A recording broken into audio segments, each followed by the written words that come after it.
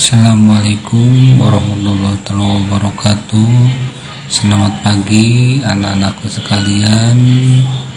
Mudah-mudahan kalian dalam keadaan sehat walafiat dan tetap semangat. Perkenalkan, nama Bapak itu Pak Adi Suryadi Handayani, Bapak megang pelajaran IPS. Sebelum kita lebih lanjut belajar IPS, kala pentingnya kita membahas mengenai itu tata cara pembelajaran IPS. Pembelajaran IPS dibagi atas beberapa bagian. Yang pertama yaitu ada kompetensi inti dan kompetensi dasar. Kalau kompetensi inti, tujuan kurikulum karena mencakup yaitu ada kompetensi yang pertama yaitu mengenai kompetensi sikap spiritual, yang kedua sikap sosial, yang ketiga pengetahuan, sedangkan yang keempat keterampilan. Sedangkan kompetensi inti yaitu sifatnya yaitu generik, mencakup tiga. Yang pertama yaitu sikap, pengetahuan, dan keterampilan. Di sini rumusan kompetensi inti menggunakan notasi sebagai berikut. Yang pertama kompetensi inti atau KI1, kompetensi inti yaitu KI2, kompetensi inti 3, KI3, kompetensi inti 4, KI4. Untuk KI1 untuk kompetensi inti sikap spiritual. Yang kedua kompetensi inti sikap sosial.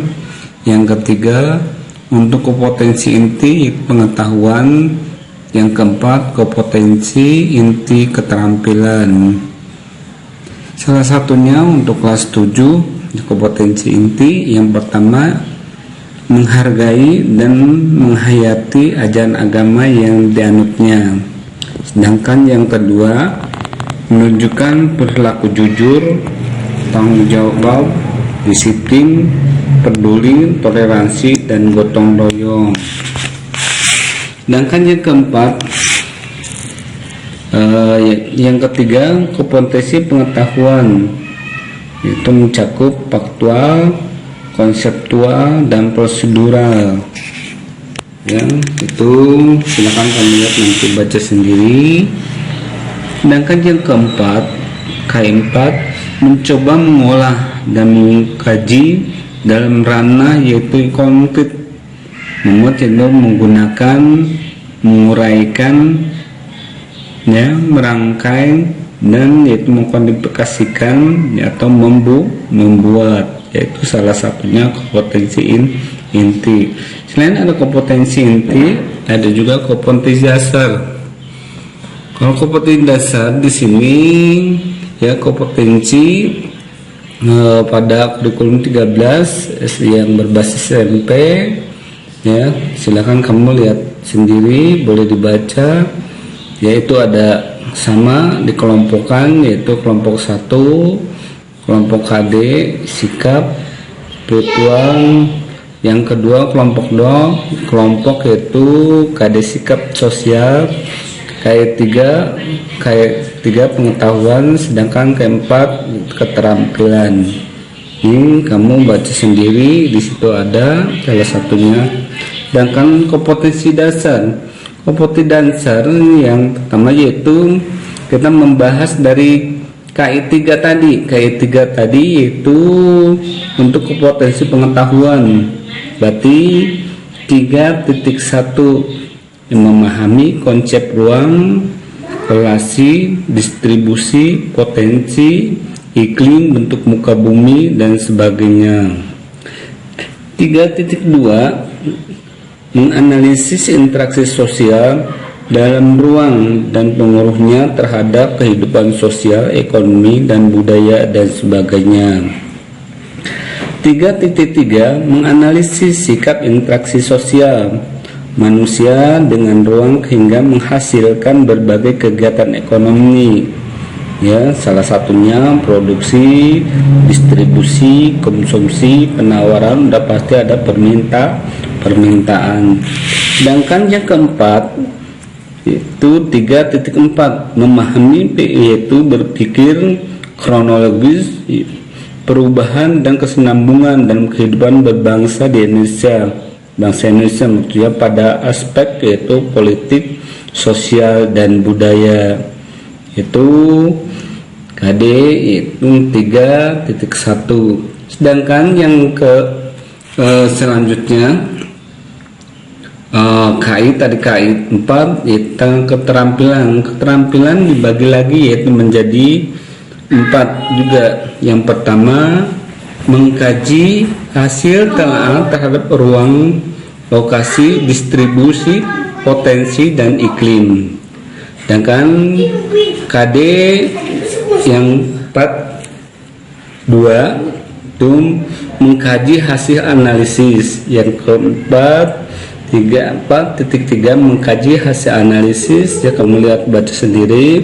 Sedangkan yang terakhir yaitu 4.4 mengkajikan hasil analisis kronologis perubahan dan kesinambungan, ya itu salah satunya yaitu kita belajar mengenai KD1 dan yaitu KD2 ya.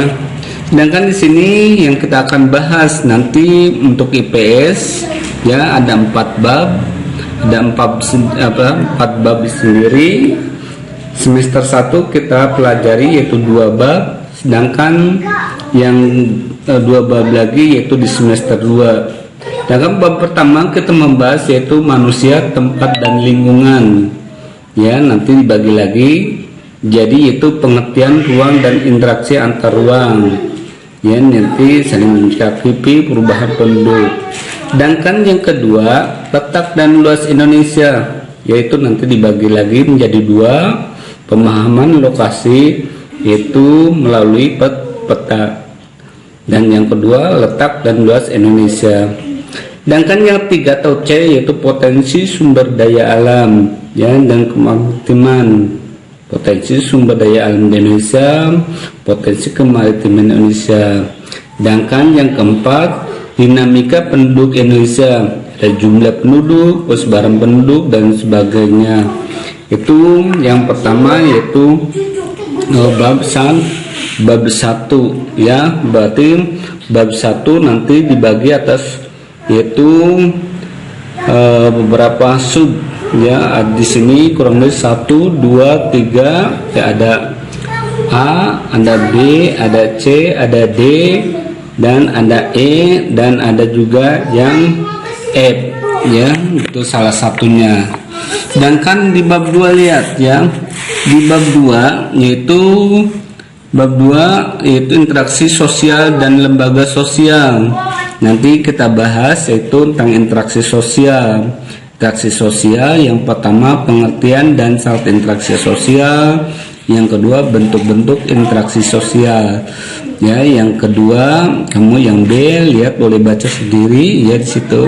Sedangkan yang C ya lembaga sosial. Kalau lembaga sosial pengertian lembaga sosial dan jenis dan fungsi lembaga sosial itu di bab pertama ya, di semester pertama bab yaitu dibagi atas 2 bab yaitu bab 1 dan bab 2. Sedangkan 2 bab lagi kita akan pelajari yaitu di semester 2 ya, itu salah satunya ya bahan pembelajaran yang akan kita pelajari di semester 1 dan di semester 2. Mungkin dari Bapak cukup sekian. Wabillahi taufiq hidayah. Assalamualaikum warahmatullahi wabarakatuh.